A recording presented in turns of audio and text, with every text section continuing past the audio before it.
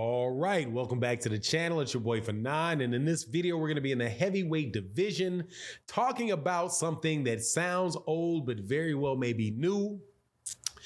Deontay Wilder and Anthony Joshua. According to Hearn, Eddie Hearn has a lot of money and has been calling Deontay Wilder's camp to make a fight between him and Anthony Joshua, and that very well may come out after the fight between Anthony Joshua and Alexander Usyk. Let's talk about that in this video.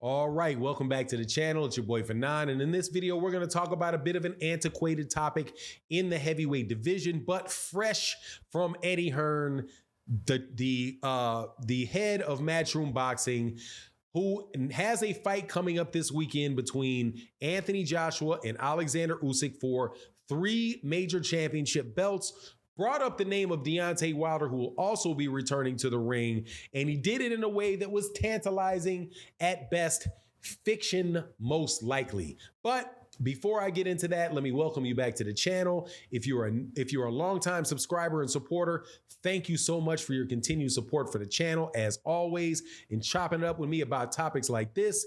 If you are new to the channel, please accept my invitation to subscribe, hit the bell icon so you can be notified of when we release more videos, which we do pretty much on a daily basis in the live stream format and in the video format. So definitely check us out by hitting that subscribe button, hit that bell icon, because we always have really good conversations, including this one, which is what's going to be going on in the heavyweight division moving forward. It looks like there's a chance we might actually get a fight that everybody wanted to see a couple years ago, all the way up a few years ago. It was the biggest fight in boxing, the most talked about fight in boxing, but it eventually did not get made, in my opinion, because of the funny business going on with Matchroom Boxing and Eddie Hearn.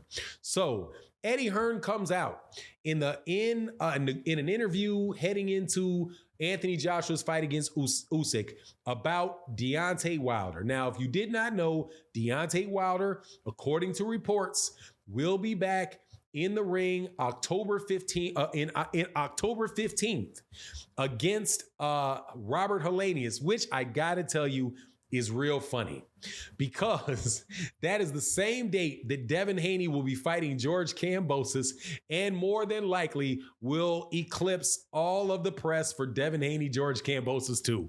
Gotta throw that in there because I know my man Quincy Carter is probably listening to the commentary. However, October 15th, Deontay Wilder will be back. And there's a very funny situation going on with the WBC right now, because Tyson Fury, who is notoriously full of doo-doo, says that he is retiring from the sport of boxing, and the WBC has given him, I do believe, until the 26th of this month, which is 9 more days, to notify them of his intent to retire in writing.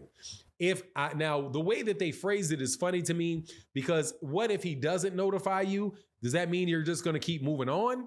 Or if he doesn't notify you of his intent to stay, that means that you are going to strip him after those days, or whatever you're going to do. Probably move him up and do him like they did Vitaly Klitschko and move him into champion in recess or champion emeritus, something like that. I would suspect that they're going to move him up into champion in recess if he doesn't say he wants to take a fight in the next year, because then if he changes his mind and he's a champion in recess, he can come back and fight for the first belt, for that WBC belt whenever he gets back, right? But whatever the case is, there's a very real chance that that Deontay Wilder versus Robert Helenius fight could very well be for the vacant WBC title. At the very least, it could be a title eliminator where there's one more fight to take place for the WBC belt.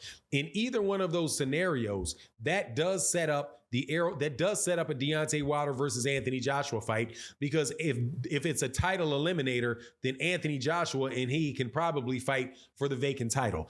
And what Eddie Hearn is saying is that he has sent offers to He has a lot of money available for that fight, and that he has contacted Deontay Wilder and manager Shelly Finkel about that fight, but they have not heard anything back from them. Right now, Tay Jones, who is very close to Deontay Wilder, you can definitely check this man out on his Twitter page, was said, look, man, you guys always talking about who you've contacted and not contacted. Fact of the matter is, we got to fight, and the guy we got to get past. You got to fight, and a guy you got to get past. And from there, we can move forward and talk about what we're going to do. Now, my personal belief is, or my personal wishes in this is, please, Lord, make the fight. Okay?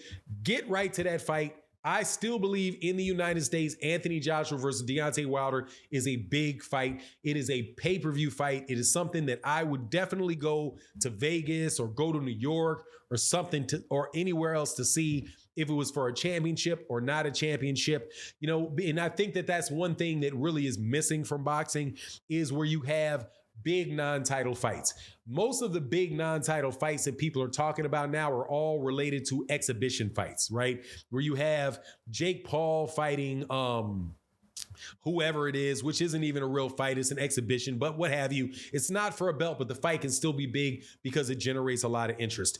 There are a lot of fights that are non-title fights that could get made that could be big fights. And this, I do believe, is the perfect example of that. Now, do I really believe that they're going to do that?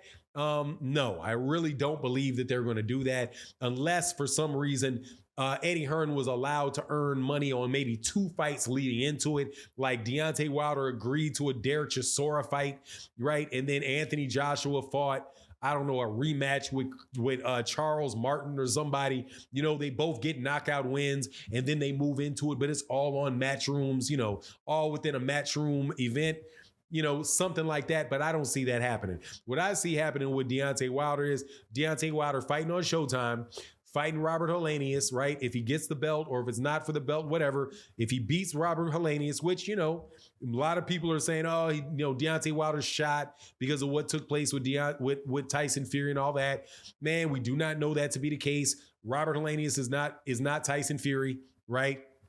Deontay Wilder, that's a completely different dude. And on top of it, Robert Helenius is a former sparring partner of Deontay Wilder. Robert Helenius is not carrying a whole lot of power. He's not really tricky, flipping his head. He's not all that. He's pretty much a come forward fighter, you know, a good right hand, 1, 2, 3 type of fighter, not overly complicated. Chin is definitely there to be hit by Deontay Wilder, right? So we'll see what is left of Deontay Wilder, or whether or not Deontay Wilder becomes a better fighter for the experience. He may have learned some stuff in that fight with Tyson Fury, in the adjustments that he made, and realizing, what he needs to do in order to be able to connect with more tricky guys, right? But we'll see at the end of the day. But do I believe Eddie Hearn right off the cuff off what he says? Not a chance. No way. Not a chance. But anyway, that's my take on the matter. You let me know what you think in the comment section. And with that, I'm out. Deuces.